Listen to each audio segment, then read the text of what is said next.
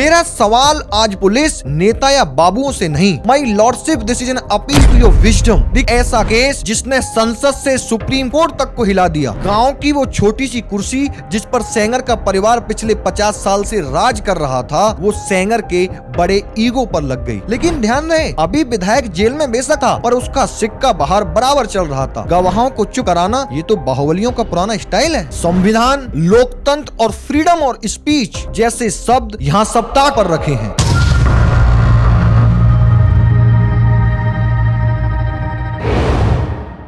किसी इंसान से उसका सब कुछ छीन लो, उससे भूखा, नंगा, भिखारी या मजलूम बना दो, तब भी उसके पास एक हक बचता है और वो है इंसाफ का हक। पिछले बीते 7 दशकों से हर तरफ से हारे हुए हिंदुस्तानी की केवल एक ही आखिरी पनाह होती है, आखिरी उम्मीद होती है, और वो है जुडिशरी। लेकिन दिसंबर 2025 की ठिठुरती रात, दिल्ली का इंडिया गेट, जहां कभी निर्भया के लिए मोमबत्तियां जली, कैंडल मार्च निकाले गए, आज वहीं दिल्ली पुलिस एक बेटी को सड़क पर घसीट रही है। संविधान, लोकतंत्र और फ्रीडम और स्पीच जैसे शब्द यहाँ सप्ताह पर रखे हैं। ये महिला कोई आम प्रदर्शनकारी नहीं है, बल्कि 2017 के उन्नाव रेप केस की विक्टिम है। इसका कसूर सिर्फ इतना है कि ये शांति से यहाँ बैठकर ये पूछने आई थी कि इसके गुनहगार की सजा को सस्पेंड क्यों किया गया। सोचिए, जब ये विक्टिम और इसकी माँ न्याय मांगने बैठे तो दिल्ली पुलिस ने पूरी अपनी ताकत लगा दी उनको यहाँ से घसीट कर हटाने में। लेकिन आज का असली सवाल आज यहाँ सड़क पर नहीं है, ये कोर्ट के ऑर्डर में है। ये कहानी सिर्फ एक case state versus Kuldeep Sengar की नहीं, ये एक जंग है उस 17 साल की लड़की की उस सिस्टम के खिलाफ जो एक बाहुबली की चौखट पर आज भी सलाम ठोका है। एक ऐसा केस जिसने संसद से सुप्रीम कोर्ट तक को हिला दिया। आज 6 साल बाद उसी केस में दिल्ली हाई कोर्ट ये कह रहा है कि वो शख्स जिसने उस विक्टिम का रेप किया, बाद में अपने गुर्गों से गैंग रेप कराया, उसके पिता को मरवाया, 4 बार का वो एमएलए जो हमारे टैक्स के पैसे से सैलरी और सैकड़ों सुविधाएं लेता है, वो कानून की नजर में शायद पब्लिक सर्वेंट ही नहीं है। आज हम उसी असली लूप होल तक जाएंगे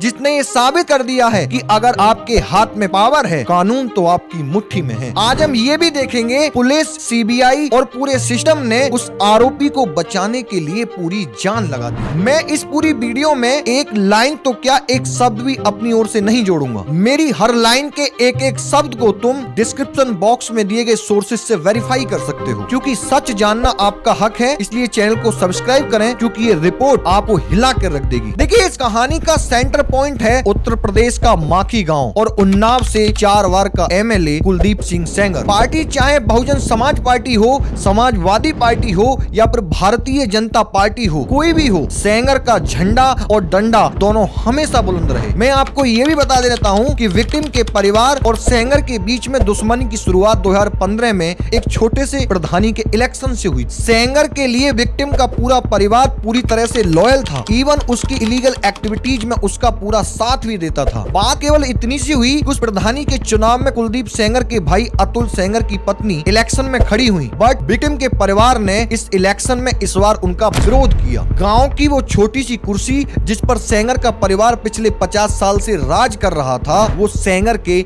बड़े ईगो पर लग गई। ये सिर्फ कोई पॉलिटिक्स ही नहीं है, ये उसकी हुकूमत को चुनौती थी जिसका अंजाम आज हम और आप सबके सामने है। तारीख 4 जून 2017। आरोप है कि सेंगर की सहयोगी शशि सिंह विक्टिम को नौकरी का झांसा देकर विधायक के घर ले गयी और फिर उस माननीय विधायक की 4 दीवारी के अंदर उस लड़की की आत्मा और उसके आत्मसम्मान को कुचल दिया गया। और बात यही नहीं रुकी, इसके बाद अचानक 11 जून को वो विक्टिम गायब हो जाती है। उसके गुर्गे शुभम सिंह, ब्रजेश यादव और अवध नायर ने विक्टिम के साथ वहां पर गैंग रेप किया। बहुत खोजने के बाद पुलिस ने उस विक्टिम को 20 जून को औरैया से बरामद किया। लेकिन जब 22 जून को कोर्ट में अंडर सेक्शन 164 बयान दर्ज करने की बारी आई तो आरोप है कि पुलिस ने उस एमएलए का नाम लेने से उस विक्टिम को रोक दिया। जून 2017 से लेकर अगस्त तक वो परिवार थाने के चक्कर काटता रहा, लेकिन सही से एफआईआर लिखना तो दूर, किसी ने उसकी यहाँ सुनवाई तक नहीं की। हारकर 17 अगस्त 2017 को विक्टिम ने यूपी के चीफ मिनिस्टर योगी आदित्यनाथ को एक ओपन लेटर लिखा, लेकिन अफसोस वो चिट्ठी सिस्टम की कहीं धूल में दब गई। इस चिट्ठी के बाद भी ना विधायक पर आंच आई, ना पुलिस हिली, उल्टा दबाव उसके परिवार पर और बनाया जाने लगा। और फिर आई 3 अप्रैल 2018 की वो तारीख, इस दिन विक्टिम के पिता कोर्ट से वापस लौट रहे थे। आरोप है कि सेंगर के भाई अतुल सिंह सेंगर और उनके साथियों ने उनको दबोच लिया और सभी गाँव वालों के सामने एक लाचार पिता को जानवरों की तरह वहाँ पीटा गया। अब सिस्टम का सबसे घिनौना मजाक सुनिए, पुलिस आई लेकिन हमलावरों को नहीं, उस अधमरे पिता को उठा के ले गई। उन पर आर्म्स एक्ट का झूठा मुकदमा ठोका गया और उनको जेल में डाल दिया गया। 8 अप्रैल 2018 को उस बहादुर बेटी ने मजबूर होकर लखनऊ में मुख्यमंत्री आवास के बाहर खुद को आग लगाने की कोशिश की, जिसके चलते मीडिया के कैमरे उन्नाव की तरफ मुड़ गए, जिसके कारण सिस्टम की नींद तो टूटी पर अब बहुत देर हो चुकी थी। 9 अप्रैल 2018 को पुलिस कस्टडी में बंद पीड़ित के पिता की मौत हो गई। पुलिस ने सामान्य मौत बताने की भी कोशिश की, लेकिन मेडिकल कराने गए पिता ने जब असहनीय दर्द के बारे में बताया तो उसे पेन किलर देकर भेज दिया। लेकिन पोस्टमार्टम रिपोर्ट ने जो खुलासा किया है उसे सुनकर आपके रोंगटे खड़े हो जाएंगे। पोस्टमार्टम रिपोर्ट में उनके शरीर पर 14 चोटों के निशान मिले और मौत की वजह असेंडिंग कोलन परफोरेशन। आसान भाषा में कहें तो उन्हें इतनी बुरी तरह से पीटा गया कि उनकी इंटेस्टाइन यानी कि आंत फट चुकी थी और जिसके चलते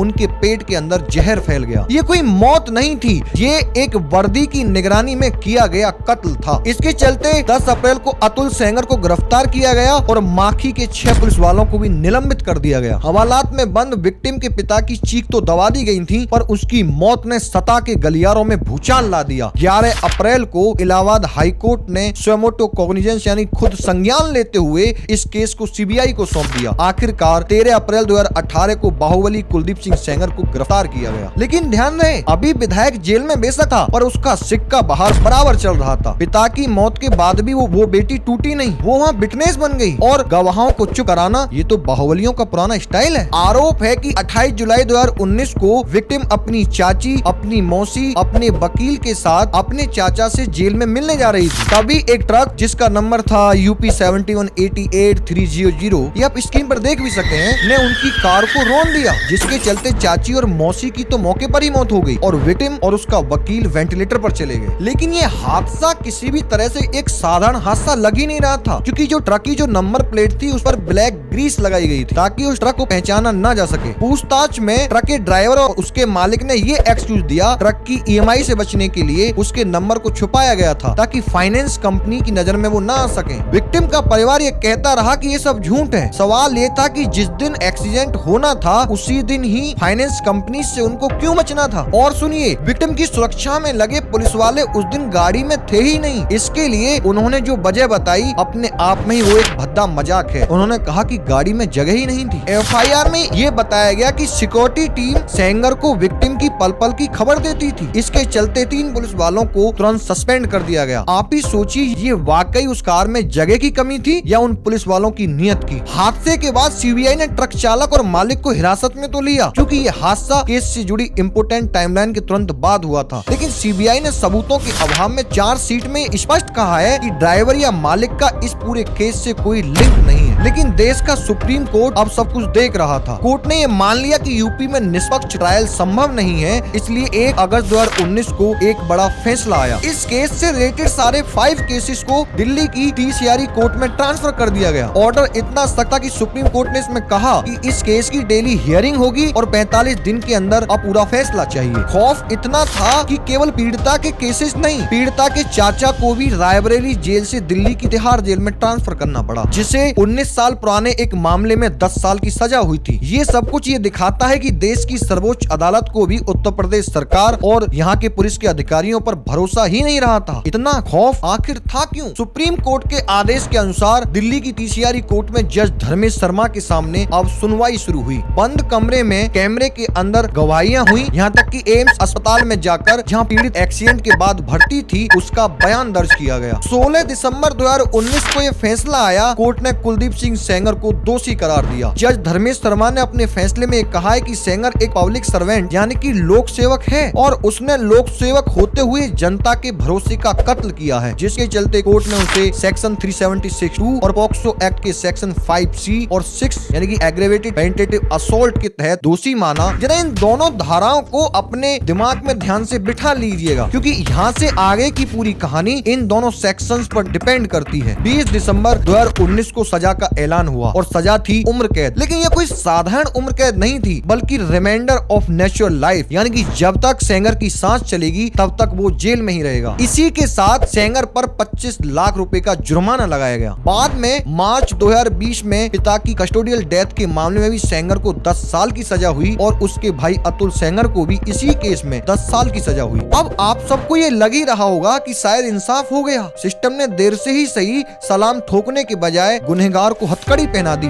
लेकिन पूरी पिक्चर तो भी बाकी है। सेंगर ने ट्रायल कोर्ट के फैसले के खिलाफ 2020 में दिल्ली हाई कोर्ट में अपील डाली। उन्होंने ये दलील दी कि पॉक्सो एक्ट के तहत कुलदीप सेंगर को पब्लिक सर्वेंट मानकर जो सख्त सजा दी गई है वो गलत है। जरा ध्यान से सुनिए दलील। बचाव पक्ष ने ये कहा कि आईपीसी के सेक्शन 21 के तहत एक विधायक यानी कि जो एमएलए है वो पब्लिक सर्वेंट की परिभाषा में नहीं आता है। देखिए मैं आपको ये समझा देता हूँ, ये जो आईपीसी यानी कि इंडियन पीनल कोड 1861 का सेक्शन 21 है, ये डिफाइन करता है कि कौन कौन पब्लिक सर्वेंट है और कौन नहीं। आप स्क्रीन पर ये क्लियरली देख भी सकते हैं। इसमें जजेज, पुलिसमैन, आर्मी ऑफिसर्स, कोर्ट के एम्प्लॉय जैसे सभी पब्लिक ऑफिसर्स हैं। पर बड़ी विडम्बना है कि एमएलए, एमपी और मेयर का नाम इसमें शामिल नहीं किया गया है। डिफेंस यानी कि सेंगर के लॉयर ने सुप्रीम कोर्ट के पुराने फैसलों जैसे एआर अंतुले केस का हवाला देते हुए, जिसमें सुप्रीम कोर्ट ने ये कहा था कि विधायक सरकार से तनख्वाह नहीं लेता है इसलिए वो पब्लिक सर्वेंट नहीं है, उन्होंने यहाँ तर्क दिया कि अगर विधायक पब्लिक सर्वेंट ही नहीं है तो पॉक्सो एक्ट की धारा 5C जो पब्लिक सर्वेंट के द्वारा किए गए यौन अपराधों पर लगती है उस पर लागू ही नहीं होती। थोड़ा सा ये पॉक्सो गणित मैं आपको समझा देता हूँ, क्योंकि सारा खेल तो यही छिपा है। उससे पहले मैं आपको ये भी बता देता हूँ, मैं उस पॉक्सो कानून की बात कर रहा हूँ जो 2019 में मोदी गवर्नमेंट के द्वारा लाए गए संशोधनों के पहले का कानून है। क्योंकि ये केस भी 2019 से पहले का है तो वही कानून इस केस पर एप्लीकेबल होंगे। इस कानून के तहत इस केस के लिए यहाँ दो रास्ते हैं। पहला सेक्शन 3 और 4, ये सेक्शंस एक आम आदमी के लिए हैं। अगर कोई साधारण इंसान किसी बच्चे के साथ सेक्सुअल असॉल्ट यानी कि यौन हमला करता है तो उसे कम से कम 7 साल और अधिकतम उम्र कैद की सजा हो सकती है। लेकिन दूसरा रास्ता है सेक्शन 5 और 6, यहाँ मामला बदल जाता है। अगर वही घिनौना काम कोई पब्लिक सर्वेंट यानी कि पुलिस, जज या सरकारी अफसर करे तो कानून इसे सिर्फ हमला नहीं बल्कि इसे एग्रेवेटेड यानी कि बेहद गंभीर अपराध मानता है। अब आप ये सोच रहे होंगे कि ये फर्क क्यों है, ये भी मैं आपको समझा देता हूँ। क्योंकि एक आदमी सिर्फ कानून तोड़ता है लेकिन एक पब्लिक सर्वेंट जनता का भरोसा तोड़ता है, क्योंकि उसे जनता की रक्षा करने के लिए भेजा गया है। सिस्टम की नजर में यदि रक्षक ही भक्षक बन जाएंगे तो साधारण जनता का सिस्टम से विश्वास उठ जाएगा। इसलिए इनकी सजा को भी डबल किया गया है, कम से कम 10 साल से लेकर अधिकतम आखिरी सांस तक, means life imprisonment for the reminder of the natural life of that person. पुराने कानून का हिसाब एकदम सीधा है कि अगर मुजरिम पब्लिक सर्वेंट है तो कम से कम 10 साल की जेल, और अगर वो पब्लिक सर्वेंट नहीं है तो सजा घटकर सिर्फ 7 साल रह जाती है। अब तक ये सारा कानून तो फिर आपने समझ लिया। अब चलते हैं केस पर। डिफेंस यानी सेंगर का लॉयर कोर्ट में यही बहस कर रहा है कि साहब विधायक पब्लिक सर्वेंट नहीं होता है, इसलिए सेंगर पर 10 साल वाला नहीं केवल 7 साल वाला नियम लगाइए। अब खतरा ये है कि सेंगर पहले ही 7 साल जेल में बिता चुका है। अगर कोर्ट ने इनकी बात यहाँ मान ली तो कानून के अकॉर्डिंग मिनिमम जो सजा है वो 7 साल हो तो सेंगर की अब तक पूरी हो चुकी है, क्योंकि सेंगर अब तक 7 साल 5 महीने जेल में बिता चुका है। शायद अब आप ये एक रियल मुद्दा समझ चुके होंगे। अब आते हैं 23 दिसंबर वाले इंसिडेंट पर। ट्रायल कोर्ट के फैसले के खिलाफ 2020 में की गई सेंगर की अपील के केस का हवाला देते हुए 23 दिसंबर को दिल्ली हाई कोर्ट ने एक ऐसा फैसला सुनाया जिसने पूरे देश को सन्न कर दिया। कोर्ट ने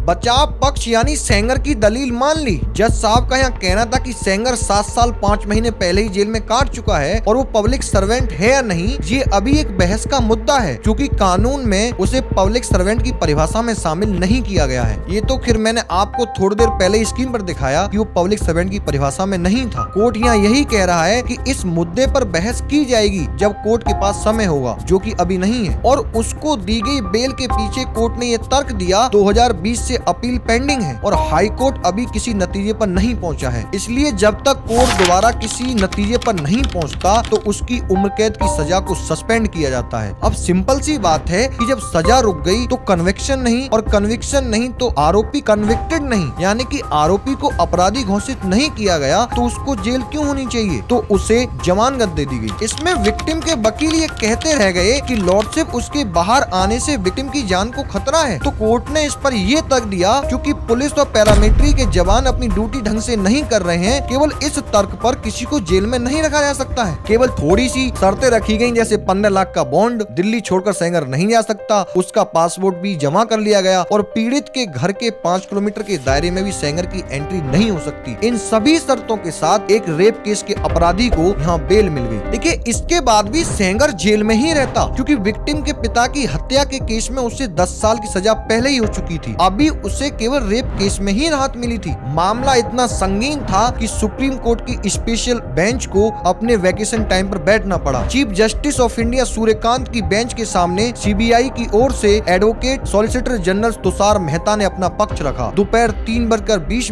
पर इस केस का फैसला आया। सुप्रीम कोर्ट ने हाई कोर्ट के ऑर्डर पर स्टे लगा दिया, मींस अब उसे बेल नहीं मिलेगी। देखिए, क्या ये नहीं कहा जा सका कि इस बात पे आज तक संसद के अंदर हंगामा क्यों नहीं हुआ? पब्लिक सर्वेंट की डेफिनेशन में से नेता और मंत्री गायब क्यों रहे? उन्हें इसकी परिभाषा में शामिल क्यों नहीं किया गया? सड़क पर विपक्ष या सत्ता पक्ष का कोई नेता क्यों नहीं उतरा? ये नेता ही तो संसद में कानून बनाते हैं, पर उन्होंने कानून बनाते समय ये ढील क्यों दी? 2012 में यूपीए की गवर्नमेंट इस कानून को लाई, बाद में मोदी गवर्नमेंट बीएनएस लाई, 2019 में अमेंडमेंट लाके पॉक्सो एक्ट तक में संशोधन किए गए, पर फिर भी आईपीसी की लोक सेवा वाली लिस्ट में फौजी हैं, जज हैं, पुलिस हैं, पैरामिलिट्री के जवान हैं, मगर एमपी, एमएलए या मेयर का नाम गायब क्यों है? मेरा सवाल आज पुलिस, नेता या बाबुओं से नहीं, my lordship this is an appeal to your wisdom. देखिए, इशारे साफ थे, एजेंसीज ने सेंगर की मदद की, यहाँ सीबीआई का रोल भी सवालों के घेरे में आ गया। टीसीआरई कोर्ट के जज धर्मेश शर्मा ने भी सीबीआई को फटकार लगाई कि चार्जशीट दाखिल करने में आखिर इतनी देरी क्यों हुई? यहाँ तक कि ट्रक एक्सीडेंट की जांच में सीबीआई ने इसे एक्सीडेंट बताकर हत्या की साजिश यानी कि मर्डर कॉन्स्पिरेसी के चार्जेस से भी सेंगर को क्लीन चिट दे दी, जबकि टाइमिंग और ट्रक की नंबर प्लेट पर लगी ब्लैक ग्रीस बहुत कुछ और इशारा कर रहे थे। कहानी का दूसरा पेज सीबीआई की क्रिमिनल नेग्लिजेंस की एक दास्तां है। पीड़ित पक्ष ये चीखता रहा कि चार्जशीट में आईपीसी के सेक्शन 376 2F और K लगाओ, ना कि सिर्फ पॉक्सो के सेक्शन 5 और 6, क्योंकि आईपीसी के ये दोनों सेक्शन भरोसे या अथॉरिटी की कुर्सी पर बैठे दरिंदों के लिए हैं, जहां आरोपी का पब्लिक सर्वेंट होना जरूरी नहीं है, उसका बस पावर में होना काफी है। और इन सेक्शंस के अंदर भी सजा उम्र कैद हो सकती थी, लेकिन विक्टिम की अपील के बाद भी सीबीआई ने जानबूझकर इस रास्ते को नहीं चुना, और सीबीआई ने चार्जशीट में आज जो ये लूपहोल छोड़ दिए हैं वही आरोपी की रिहाई का आधार बना। देखिए, सीबीआई की कारस्तानी यही खत्म नहीं हुई। हाई कोर्ट ने ट्रायल कोर्ट के ऑब्जर्वेशन को कोट करते हुए ये साफ कहा है कि सीबीआई ने निष्पक्ष जांच यानी कि फेयर इन्वेस्टिगेशन नहीं की। जिस एजेंसी को पीड़ित की ढाल बनना था उसने सबूतों के नेचर के साथ कंप्रोमाइज किया। ये केवल मैं नहीं कह रहा हूँ, कोर्ट के जज ने यह भी ऑब्जर्व किया कि इन्वेस्टिगेशन ऑफिसर्स ने इन्वेस्टिगेशन फेयरली नहीं की, जिसकी वजह से केस